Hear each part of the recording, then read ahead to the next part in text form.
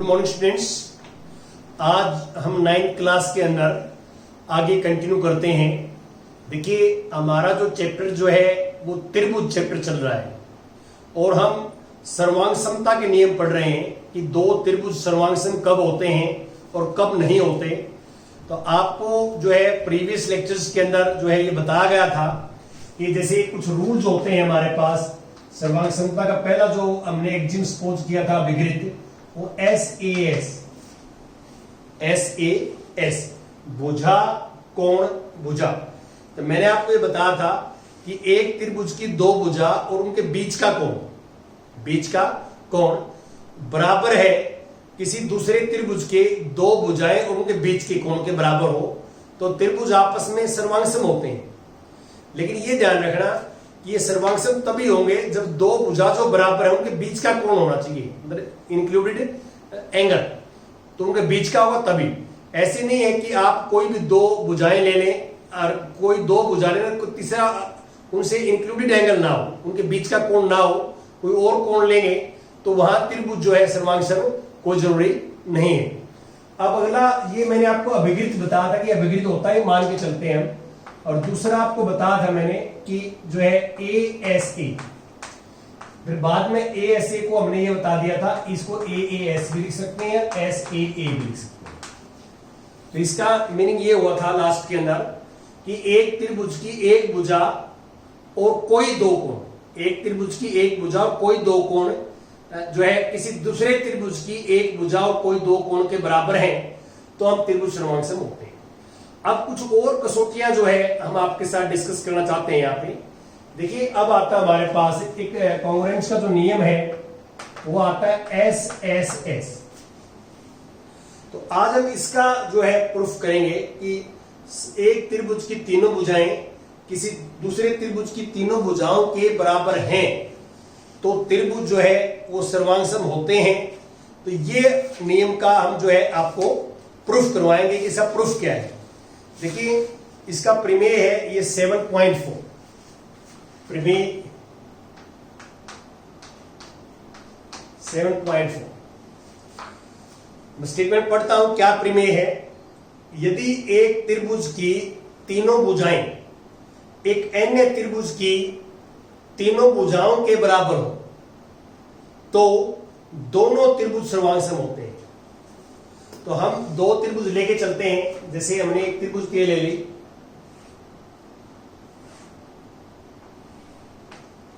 ABC, और एक त्रिभुज मैंने यहां ये ले ली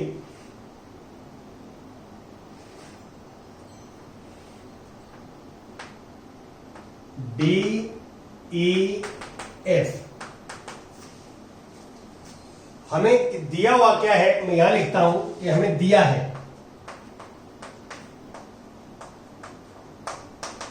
है कि त्रिभुज ABC और त्रिभुज DEF में तीनों भुजाओं के बराबर हैं। AB जो है AB वो DE के बराबर है, BC जो है BC वो EF के बराबर है और AC जो है वो DF के बराबर है। तीनों भुजाओं के बराबर हैं, ये हमें दिया हुआ है। और सिद्ध क्या करना है, देखिए सिद्ध करना है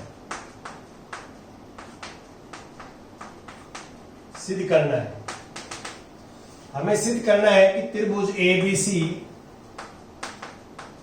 सर्वांगसम है त्रिभुज DEF के। ये त्रिभुज जो है सर्वांगसम है, ये हमने सिद्ध करके दिखाना है। अब इसमें रचना करेंगे हम। तो रचना इसके नीचे होगी, मैं इसको साफ कर लेता हूं। सिद्ध करना आपने लिख लिया होगा, इसकी नीचे रचना मैं करता हूं। ये सिद्ध करना मैं इसके नीचे लिख देता हूं, यहां लिख देता हूं त्रिभुज ABC सर्वांगसम त्रिभुज DEF। रचना में क्या करेंगे, जितना कोण ये B है, B कोण के बराबर ई के नीचे की तरफ बी कोण के बराबर कोण बनाइए और जितना ए बी है उतना ही यहां पे काट लीजिए आप।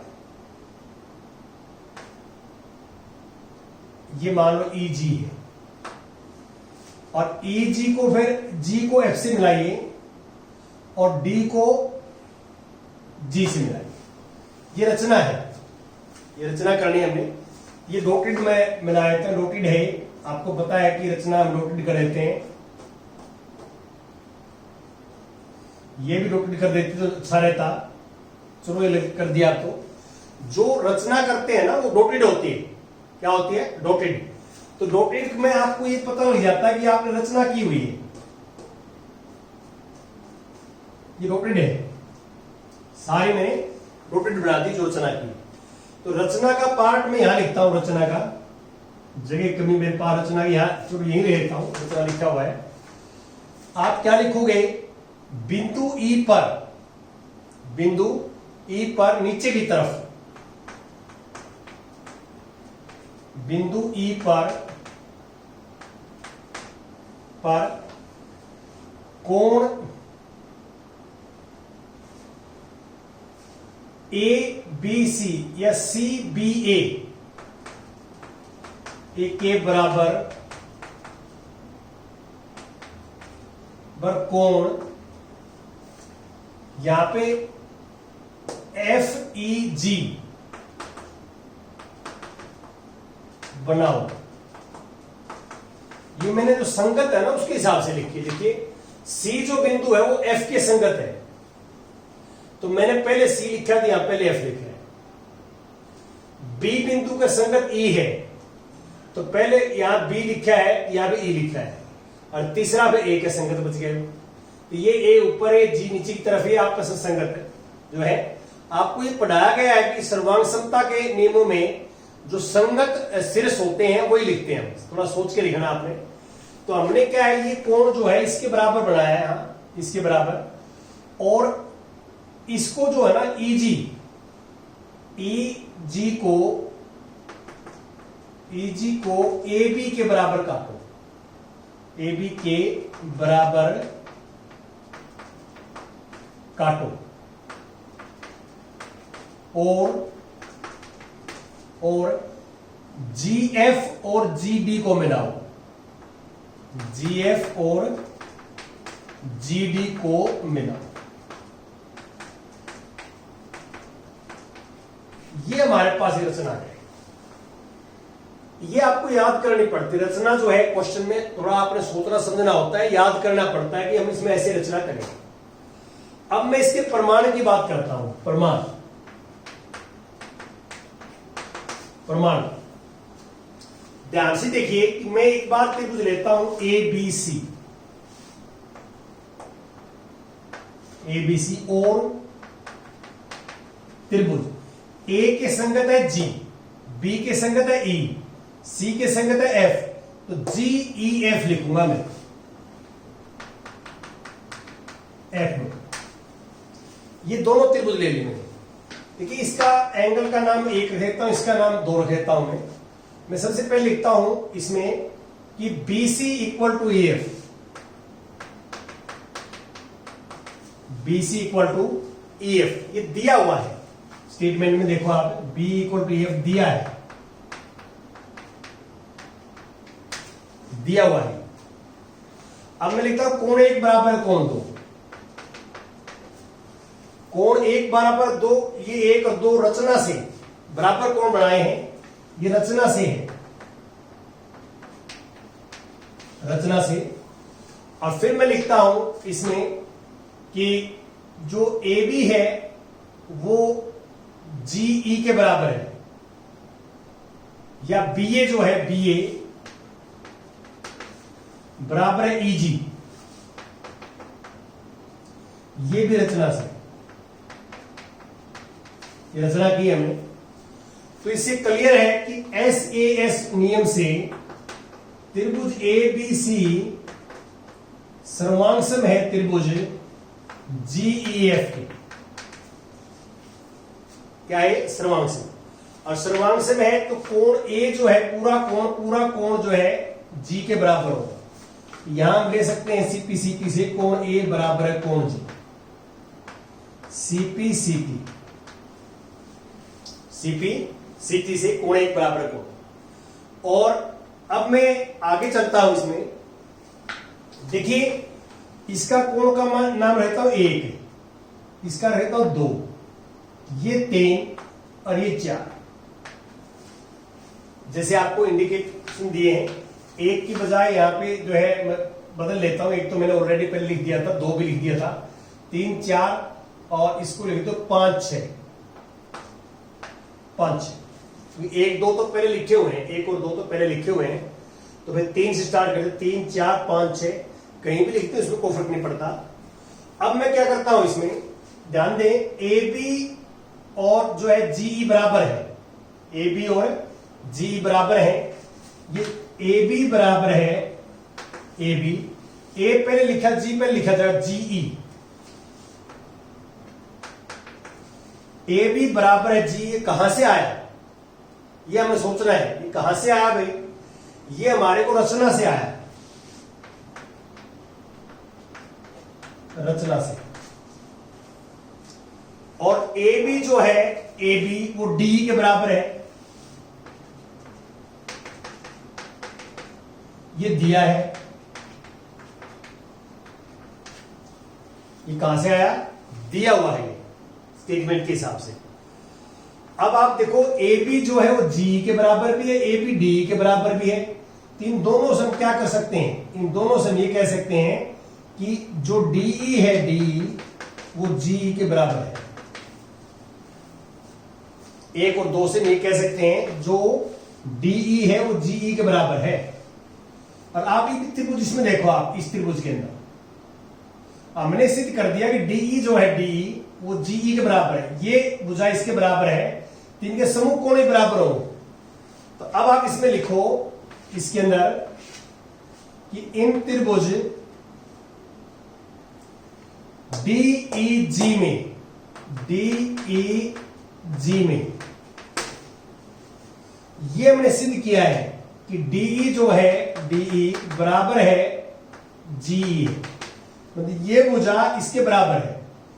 तो आपको मैंने इसी चैप्टर में सिखाया है कि किसी त्रिभुज में 2 भुजाएं बराबर हो तो उनके समूह कोण बराबर होते हैं। तो उससे ये आ जाएगा कोण जो है 5 बराबर है कोण 6। कारण लिखना चाहे लिख सकते हैं, यहां पे कारण ये लिख सकते हैं क्योंकि बराबर भुजाओं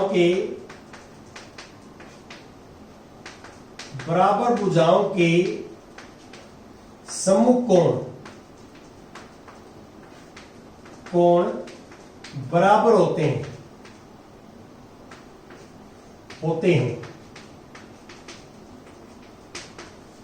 बराबर भुजाओं के सम्मुख कोण बराबर होते हैं, ये हम लगा दें। इसी प्रकार हम सिद्ध करें 3 बराबर 4। इसी प्रकार हम सिद्ध कर सकते हैं कोण 3 बराबर है कोण 4। इसी प्रोसेस को दोबारा रिपीट करने की जरूरत नहीं हमारे को, जैसे हम चले थे वैसे ही 3 और 4 बराबर कर देंगे हम।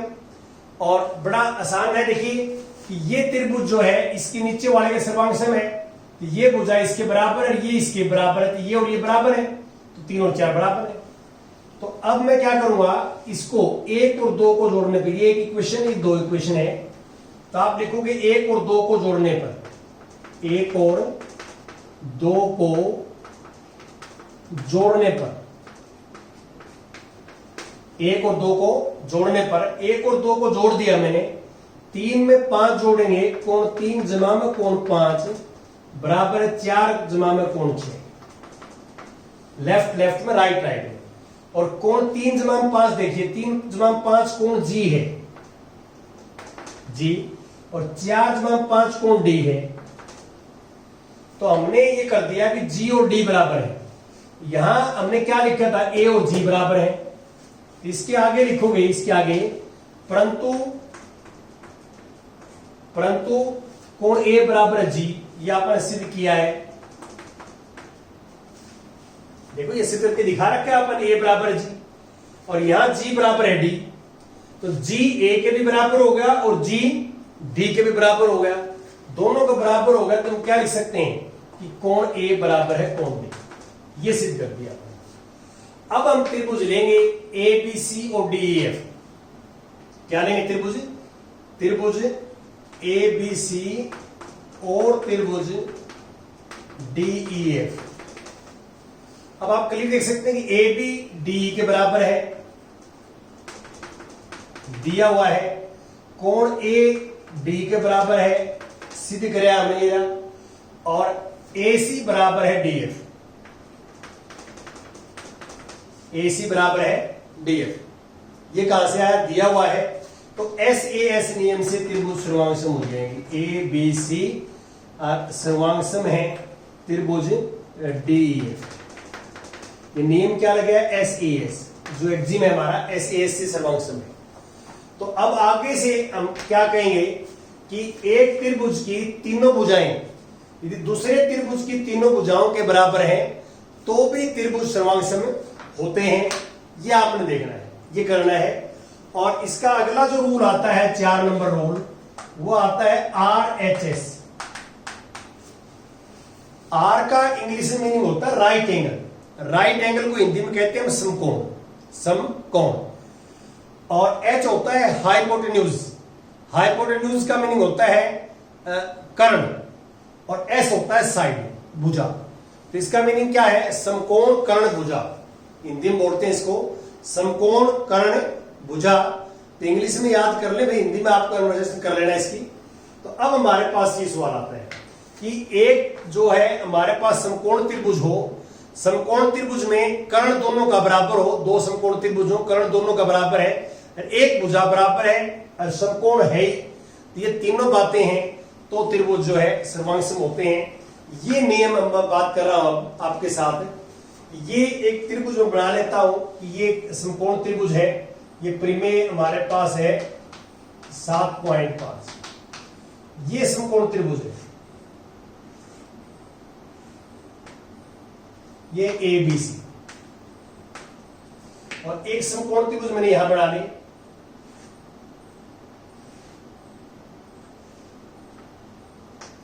ये बना रहे डी ई एफ। ये 90 का है, ये 90 का है। तो हमें क्या दे रखा है कि तो समकोण है, ये कर्ण कर्ण के बराबर है। दिया हुआ मैं यहां लिखता हूं, चलो दिया है कि ए सी बराबर है डी, ए सी बराबर है डी एफ, ये दे रखे। या भुजा बराबर मान लेता हूं मैं, चलो बी सी बराबर है ई एफ। तो तीन चीजें दिया हुआ है, एक तो ये 90 का है, ये भी 90 का है, ये दिए रखे हैं, दोनों समकोण त्रिभुज है। कर्ण कर्ण के बराबर है और एक भुजा बराबर है, ये जो इसके बराबर है, और ये दो इसके बराबर है। और हमने सिद्ध करना है कि ये दोनों त्रिभुजें जो हैं वो सर्वांगसम होंगी। तो बड़े आसानी से कर सकते हैं, रचना करेंगे हम इस डीई को आगे बढ़ाएंगे, डी को आगे इतनी आगे बढ़ाएंगे ए बी के बराबर होगी, ए बी के बराबर होती है, जी मान लेता हूं जी, और इसको मिला देंगे, इसको मिला देंगे। तो रचना में आपने क्या करना है? रचना में डी को भुजा डी को आगे इस प्रकार बढ़ाओ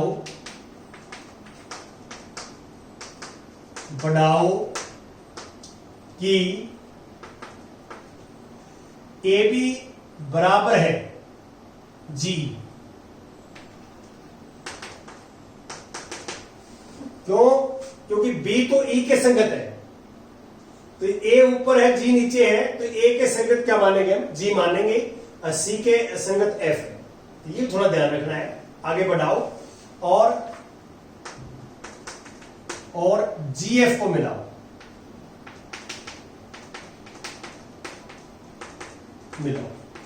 ये हमें कर दिया। अब इसका प्रमाण लिखना शुरू करेंगे। प्रमाण आपने दिया है, लिख दिया। सिद्ध क्या करना है? सिद्ध करना मैं लिख देता हूं। इसका सिद्ध करना है कि त्रिभुज ए बी सी सर्वांगसम है त्रिभुज DEF। ये करना है, ये त्रिभुज क्या है, सर्वांगसम है, ये हमने सिद्ध करके दिखाना है जो आप देख रहे हैं। अब यहां पे एक ध्यान दें, प्रमाण में कैसे करेंगे आप कि देखिए ये 90 का है, इस सीधी बढ़ाई हमने तो ये भी 90 का होगा, ऑटोमेटिक है, क्योंकि ये लीनियर पेयर एक्सिस रेखिक युग्म अभिकृत से दोनों का जोड़ 180 होगा, ये 90 का, ये 90 का हो जाएगा। अब मैं क्या करूंगा कि इस त्रिभुज ये लेता हूं मैं, त्रिभुज ABC और त्रिभुज जो है ए के कॉरस्पॉन्डिंग है GEF F में कोण 1 बराबर कोण 2, मैं नाम में लेता हूं निकनेम, तो मैं लिखता हूं यहां पहले BC इक्वल टू EF, ये दिया है BC इक्वल टू EF दिया हुआ आपको, और कोण 1 बराबर है कोण 2, दोनों 90-90 डिग्री के हैं, और जो AB है वो GF के बराबर है, GE के बराबर है, ये रचना से। तो आप देख सकते हैं इस त्रिभुज की दो भुजाएं और उनके बीच का कोण बराबर है, इस त्रिभुज की दो भुजाएं और उनके बीच का कोण बराबर है, तो देयरफॉर त्रिभुज ABC सर्वांगसम है त्रिभुज GEF की। यहां पे SAS एक्जिन अभिकृत लगे, ये SAS अभिकृत मैंने लगाया है। अब इसका अर्थ क्या हुआ, इसका अर्थ यह CP से बाकी जैसे कोण ये जो है इसके बराबर होगा A के, कोण A बराबर है कोण G होगा, और ये जो है ये इसी के बराबर होगा, AC इक्वल टू GF। ये दोनों CP से होंगे, कॉरस्पॉन्डिंग पार्ट्स बराबर होते हैं, पता है आपको सर्वांगसम होने के बाद में बाकी जो बचे हुए पार्ट हैं, जो संगत भाग है वो बराबर होते हैं। अब मैं यहां लिखता हूं AC जो है वो GF के बराबर है, देखो ध्यान से GF के, अब लेकिन AC जो है वो DF के बराबर भी है, ये दिया है। तो इन दोनों से क्या रिजल्ट लिख सकता हूं मैं, इन दोनों से AC equal to GF, AC equal to DF, इससे लिख सकता हूं DF जो है वो GF के इक्वल है। हमने ये कर दिया कि DF जो है वो GF के इक्वल है, ये साइड इसके इक्वल है, तो ये इसके इक्वल है, तीन एंगल भी इक्वल होंगे, ये मान लो 3, ये 4, तो देयरफॉर यहां से हम कह सकते हैं एंगल 3 इक्वल टू एंगल 4। क्यों? क्योंकि बराबर भुजाओं के समूह कोण बराबर होते हैं, तो हमने ये सिद्ध कर दिया कि जो DF है वो GF के बराबर है। तो ये पूरी त्रिभुज नहीं, हम पूरी त्रिभुज है, तो ये बराबर भुजाएं हैं, इनके समूह कोण क्या होते हैं, बराबर होते हैं, 3 बराबर 4 कर दिया हमने। अब 3 और 4 बराबर, ये 90 का, ये 90 का है, तो ये तीसरा अगला कोण ऑटोमेटिक बराबर होगा। क्यों? ऊपर वाले त्रिभुज देखो, नीचे वाले त्रिभुज देखो, ये कोण 90 का, ये कोण 90 का बराबर है, और 3 और 4 बराबर है, तो ऊपर वाले त्रिभुज के 2 कोण नीचे वाले त्रिभुज के 2 कोणों के बराबर होंगे, तो 2 कोण के बराबर है, तीसरा ऑटोमेटिक बराबर होता है। तो यहां पे 3 4, इसको 5 लिखता हूं, इसको 6, यहां पे हम कह सकते हैं कि कोण जो है 5 और 6 बराबर है, 5 और 6 बराबर है। रीजन क्या है, रीजन यहां पे ये है, मैं लिख देता हूं, चलो रीजन, कि इसके अंदर जो है ये समकोण है, तो 1 2 3 4, ये 7 ले लिया मैंने, तो कोण 2 बराबर है कोण 7 है, और कोण 3 बराबर है कोण 4 है। ये रीजन, 2 कोण बराबर है, ऊपर वाले त्रिभुज के 2 कोण, नीचे वाले त्रिभुज के 2 कोण बराबर है, तीसरा ऑटोमेटिक क्या होगा, बराबर, क्योंकि तीनों का सम 180 होता है, ये आपको पता है। और ये 5 और 6 बराबर हो गए, तो अब 6 किसके बराबर था, यहाँ A के कॉरस्पॉन्डिंग G था, B के C के बराबर था, C के, यहां मैं लिख देता हूं इसका नंबर 8। तो अब हमारे पास 6 और 8 बराबर हैं, CP CT, या ये दोनों त्रिभुज सर्वांगसम की है, हमें तो सर्वांगसम की हैं दोनों त्रिभुजें, तो ये छठा कोण इसके 8 के बराबर होगा सर्वांगसम से। इन दोनों से हम क्या लिख सकते हैं, इन दोनों से हम लिख सकते हैं कि कोण जो 5 है वो 8 के बराबर है। अब आप ये त्रिभुज लेंगे, दोनों त्रिभुज, ये एबीसी और डीईएफ, एबीसी और डीईएफ, त्रिभुज एबीसी और सर्वांग सम होगी त्रिभुज डीईएफ के। ये कौन सा रूल लग गया है, देखो आप इनमें आप लिखोगे नीचे ये कि ये एबीसी और डीईएफ लेके आप पहले लिखो बीसी इक्वल टू ईएफ, ये दिया हुआ है, एसी इक्वल टू डी दिया हुआ है, बीच का कोण बराबर कर दिया हमने, तो एस एस विपरीत से हमने इसको कर दिया। ये आपने लिखना है, जगह की कमी है इसलिए मैं छोड़ रहा हूं, या आप ये लिखोगे ये और ये त्रिभुज में BC इक्वल टू EF दिया हुआ है और कोण 8 बराबर है कोण 5, ये हमने सिद्ध करके दिखा दिया, और AC बराबर है DF जो है, जो आप सामने देख ही रहे हैं कि दिया हुआ है, तो SAS नियम से जो है ये त्रिभुजें आपस में सर्वांग सम हो जाएंगी। अब टोटल हमारे पास 4 नियम हो गए सर्वांग समता के। तो अब आपको चैलेंज ये है कि मैं ये कहता हूं कि भी एक त्रिभुज के तीनों कोण दूसरे त्रिभुज के तीनों कोणों के बराबर हैं, तो क्या त्रिभुज सर्वांग सम होंगे, ये आपने सोचना है, आपने सोचना है। ये आपके लिए चैलेंज है ये। Thank you very much.